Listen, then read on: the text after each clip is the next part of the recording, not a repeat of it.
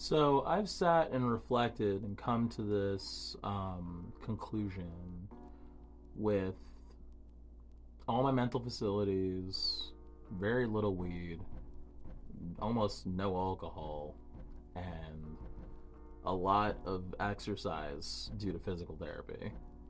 I've also talked to a therapist. I have a therapist. Believe you me. But when I tell you that the DIY scene is one of the most spiritually upsetting places that I've ever spent 5 years of my life inside of, if not more than that, I'm not kidding. I think that music is supposed to be collaborative.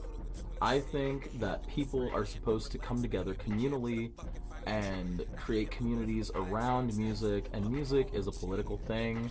It is great for organizing, it is great for community building, but the throes of capitalism kind of ring a wrench into the middle of that system and turn it into something that is garish and disgusting and really, really fucked up.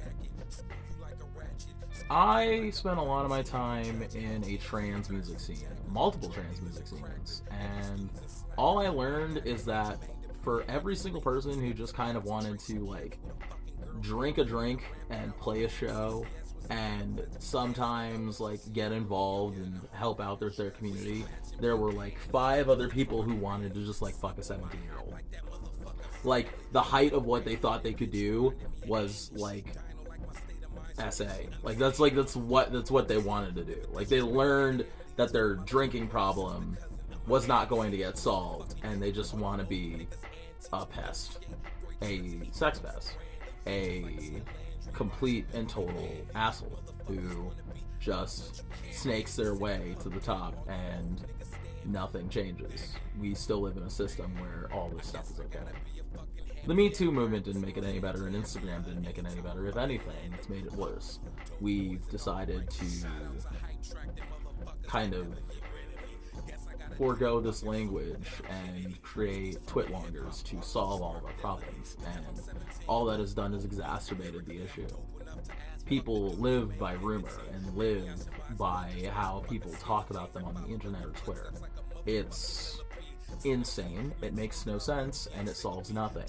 If anything, it makes things a little bit more conjuncted and a little bit worse.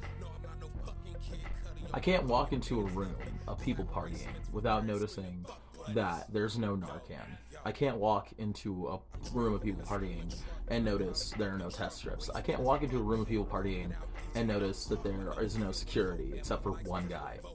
I can't walk into a party without noticing that this place is a predatory place where bad things can happen and people can get hurt.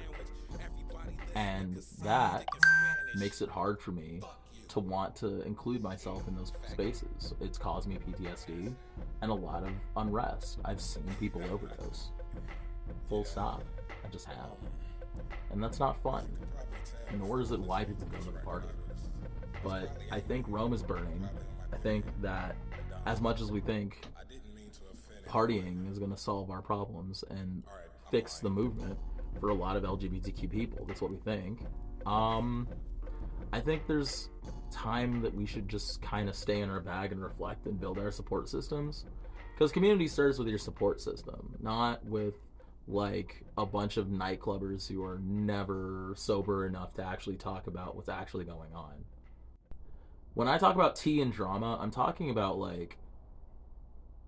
misconduct. That's insane. When I talk about tea and drama, I'm talking about legitimate misconduct where someone should be calling a cop, which is insane. That makes no sense. That's dumb, and I don't want to be a part of that hobnobbery. And also everything is so connected. Everybody's working with each other and hobnobbing and creating their own little collectives. It's just stupid. It's high school, and I don't want to be a part of it.